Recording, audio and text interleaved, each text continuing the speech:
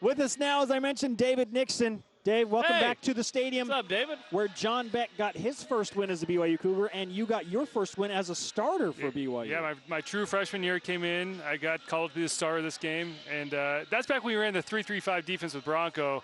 Man, that was fun. It was nuts. We're sending backers left and right. Safeties blitzing down San Francisco coming in.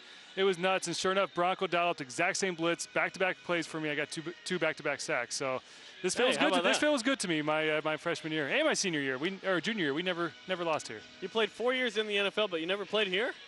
We played San Diego up there in Oakland, but I don't think I ever played here. I think we played here, but I was inactive or something. But yeah, my last time playing was with BYU.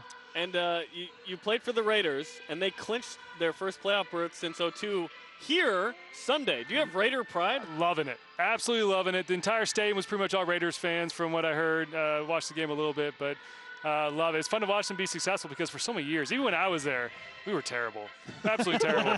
And we got coaches fired and everything. So finally they're tasting some success, and it's fun to watch. We talked a lot about Tanner Mangum with John Beck because he's a quarterback and analyzing a quarterback. So let's go with what you're an expert on, and that's defense. Who's going to be the best defender on the field tonight for BYU? I think you're going to have Sai Tautu step up. I mean, you're facing a prolific Wyoming team that can throw the rock.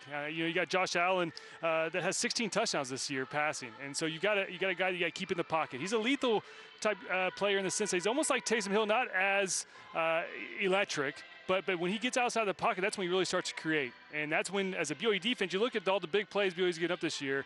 It's when they've let the quarterback out and they let big plays happen, balls over the head, and the defense, secondary can't keep up. So this defense starts with Sai Tautu, Harvey Longy. Those guys got to keep Josh Allen in the pocket and hopefully limit those big plays. Let them dink off the 4 or 5 yard type gains, but you can't let those big 20-yarders.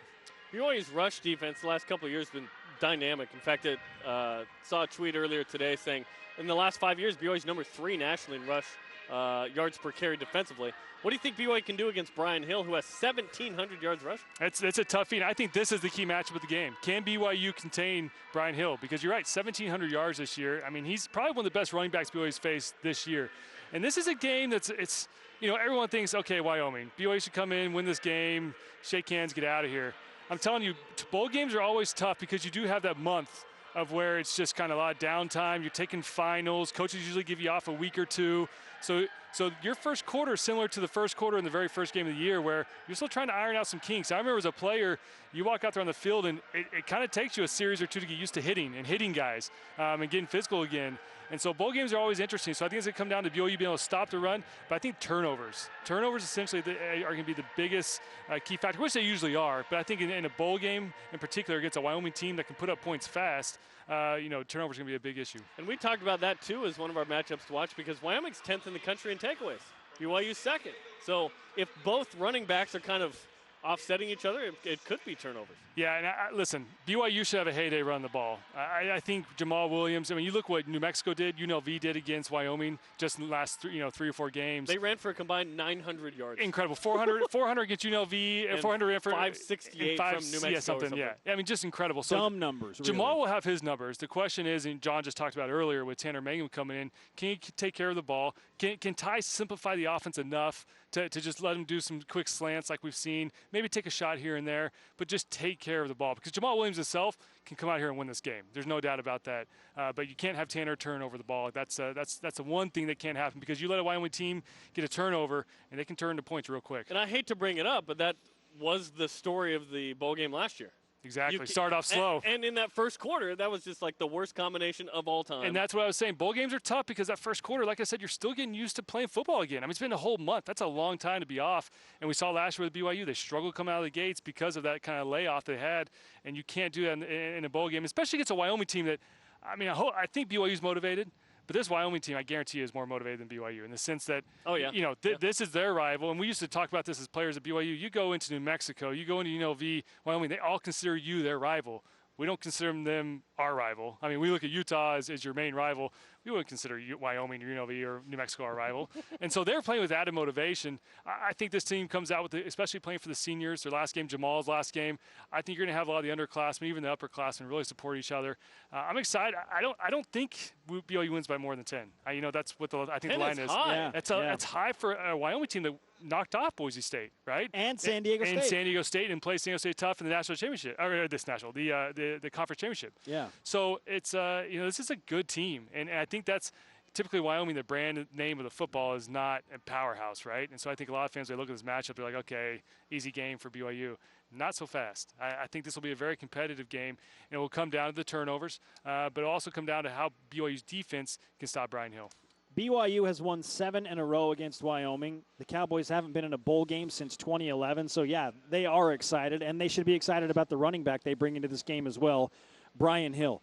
Between Jamal Williams and Brian Hill, which running back will have the more dynamic stat line tonight? 100% Jamal Williams. I mean, mainly because Wyoming's defense, rush defense, is pretty bad, right? And I think Jamal has a little bit of added motivation with him being his last game. He's playing for scouts. I mean, this is the only bowl game that's being shown this evening, correct? Mm-hmm. And so you've got a guy like Jamal that can really boost his draft status and draft stock by coming out here and having a dynamic game. And so I think the motivation's there for Jamal. I think the offensive line, you've got some upperclassmen there as well.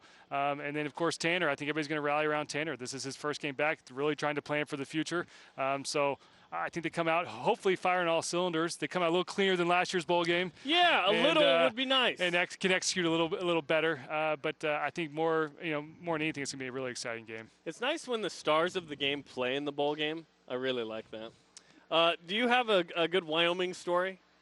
You guys pounded Wyoming back in the day. My Wyoming story is my freshman year going up to Laramie, and we stuck. We 03? Yes, 03, and we lost that game. Why'd you do that?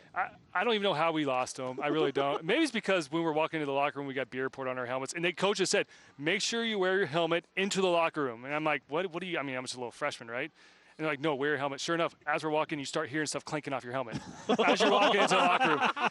And so I quickly realized then, all right, man, this is no joke. Somehow we lost, probably because it was like 20 degrees with 40-mile-per-hour wind, and Laramie's terrible, Sounds but whatever.